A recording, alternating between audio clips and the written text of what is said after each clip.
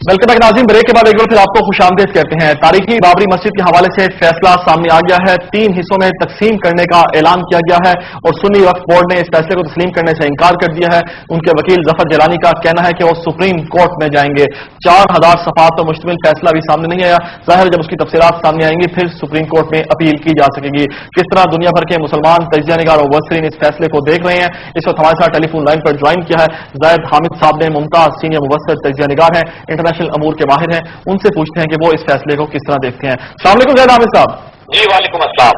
जायद हामिद साहब, जो फैसला सामने आया है, जाहिर है मुसलमानों के हक में आने की तो बहुत कम लोगों को तवक्को थी, लेकिन जिस अंदाज में ये फैसला आया है, आप किस हद तक इससे मुतमईन हैं? देखिए, इसके बहुत सारे पहलू हैं जी। जहां तक इस बात का ताल्लुक है कि वो दुख जो मुसलमानों को बाबरी मस्जिद की शहादत से हुआ और जो जिस तरह हिंदू ज़ायनिस्ट ने मुसलमानों के हकूक को गसब किया है, इस पर वो दुख तो हम सबको है और शदीद है जी।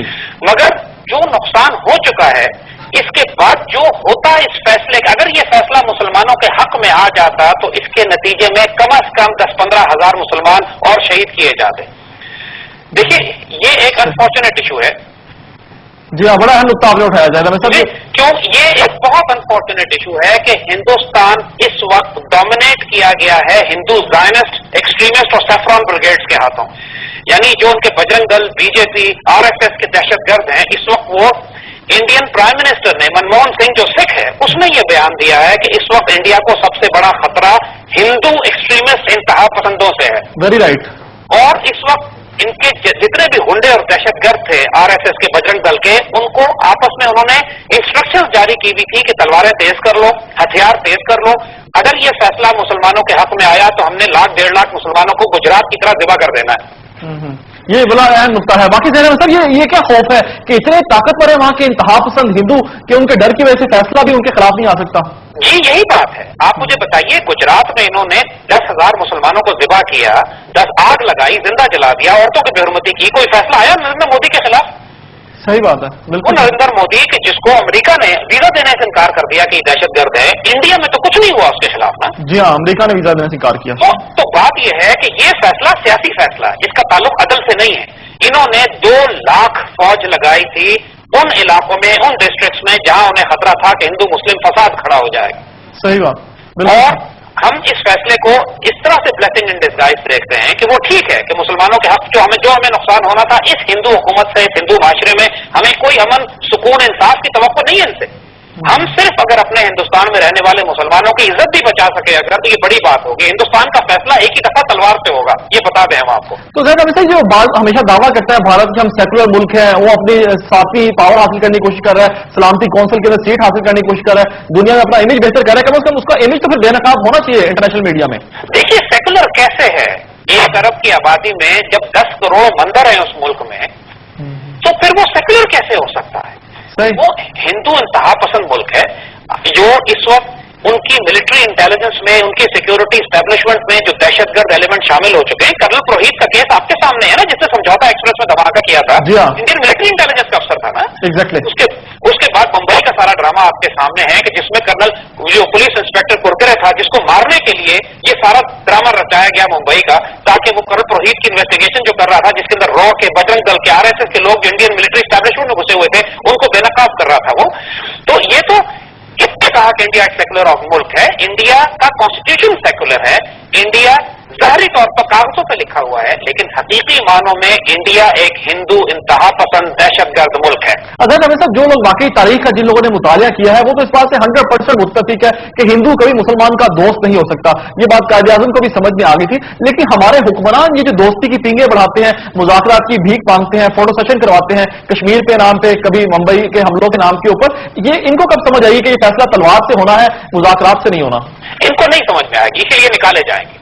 क्योंकि ये तो मीर जाफर और मीर सादत की आज के दौर की शक्लें हैं। हम सोचा करते थे उस जमाने में कि साहब ये क्या मामला है कि मीर जाफर और मीर सादिक हुआ करते थे और टीपू सुल्तान को और सिराजुद्दौला को नजर नहीं आता था। लेकिन बात यही है कि ये माशरों में इस तरह घुसे हुए होते हैं, इनकी जड़ें इस तरह घुसी हुई होती हैं।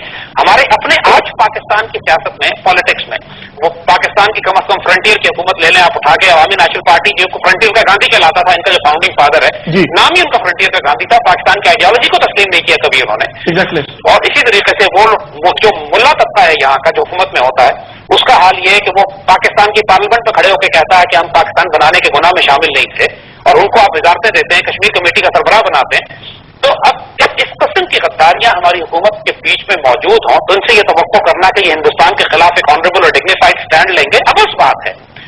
तो इसीलिए पाकिस्तान के अंदर जो इस वक्त हालात हैं वो नजर आ रहे हैं कि इस वक्त पेट्रियाटिक एलिमेंट्स पाकिस्तान से मोहब्बतन, पाकिस्तान से प्यार करने वाले, चाहे मीडिया में हो, चाहे वो सियासत में हो, चाहे वो दानिशवरों में हो, चाहे जजों में हो, चाहे मुसल्लह अफवाज में हो, अब ये पाकिस्तान के पेट्रियाटिक एलिमेंट्स उठ रहे हैं। इंशाल्लाह हुकूमत भी दफा होगी, पाकिस्तान का निजाम नेटो और अमेरिका से ताल्लुकात भी ठीक किए जाएंगे, उनका भी हिसाब बराबर किया जाएगा, और हिंदुस्तान के मुसलमानों को भी तक़वियत दी जाएगी, कश्मीर के मुसलमानों को तक़वियत दी जाएगी, ताकि पाक मुसलमानों के हकूक का तहफ़्फ़ुज़ हो सके। इस सूरत हाल में जिस वक्त इस तरह पाकिस्तान में कमजोर हुकूमत है, इस वक्त अगर बाबरी मस्जिद का फैसला मुसलमानों के हक में आता तो हमें खतरा यह है कि 1-2 लाख मुसलमान बड़ी बेदर्दी से ज़िबा कर दिए जाते। ये एक ब्लेसिंग इन डिस्गाइज है कि ये फैसला उन्होंने तकसीम कर दिया है, कुछ मुसलमानों को दे दिया, कुछ हिंदुओं को दे दिया, कुछ इधर दे दिया। ये उनकी अपनी हुकूमत ने भी कोशिश की है, क्योंकि कांग्रेस की हुकूमत जो है वो बीजेपी ज्यादा हार्डलाइनर है, बीजेपी ज्यादा एक्सट्रीमिस्ट है इंडिया के अंदर।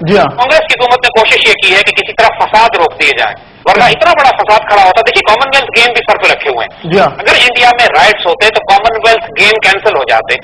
सही। तो ये बताइएगा जाहिद अहमद साहब, जो 18 साल लगे इस फैसले को सुनाने में, उसकी वजह भी यही है कि वो खौफ उसके अंदर मौजूद था, उन्होंने वक्त गेन किया है, फिर ये फैसला सुनाया।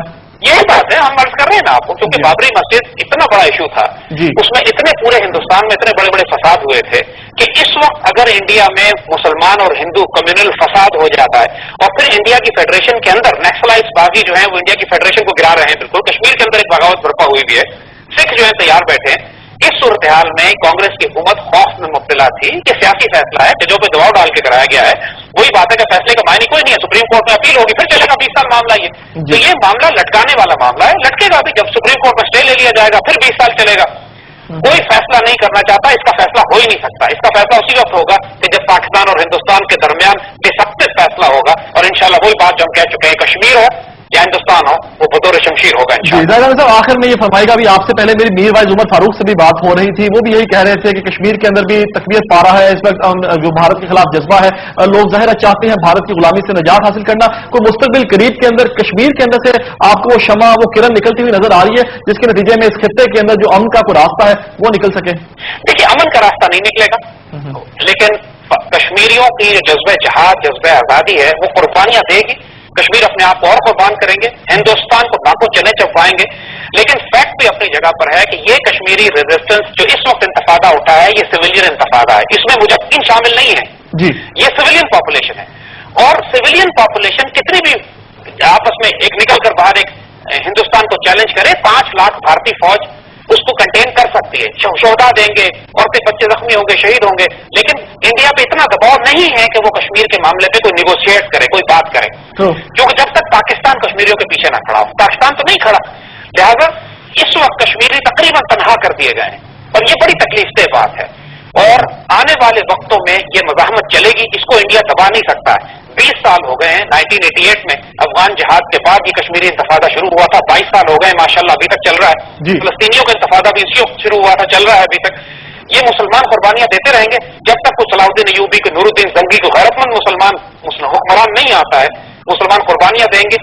हिंदुस्तान को एक मुसीबत पड़ी हुई है इस वक्त मसला सबसे बड़ा उनके लिए कश्मीरी नहीं है, हिंदुस्तान की फेडरेशन को सबसे बड़ा खतरा माओस्ट नक्सलाइट्स है, जो नक्सलबाड़ी से लेकर तमिलनाडु तक 40% से ज्यादा इंडिया जो है वो इस वक्त इंडियन गवर्नमेंट के कंट्रोल से बाहर निकल चुका है। पाकिस्तानी मीडिया में इसका कोई जिक्र नहीं होता, इंडियन मीडिया जिक्र नहीं करता, लेकिन हकीकत यह है जो नक्सलाइट्स है, जो रेड कॉरिडोर है, जिसको रेड कॉरिडोर कहते हैं, इंडिया के तमाम बड़े बड़े टेक्नोलॉजी सेंटर, बंगलोर के, अड़ूसा के, वो सारे इलाके जो है नक्सलाइट जोन में आ चुके हैं। तो इंडिया को शदीद खतरा है, हमें कोई जरूरत नहीं है पाकिस्तान को इंडिया तोड़ने की, माशाल्लाह इंडिया खुद काफी है अपने आप को तोड़ने के लिए।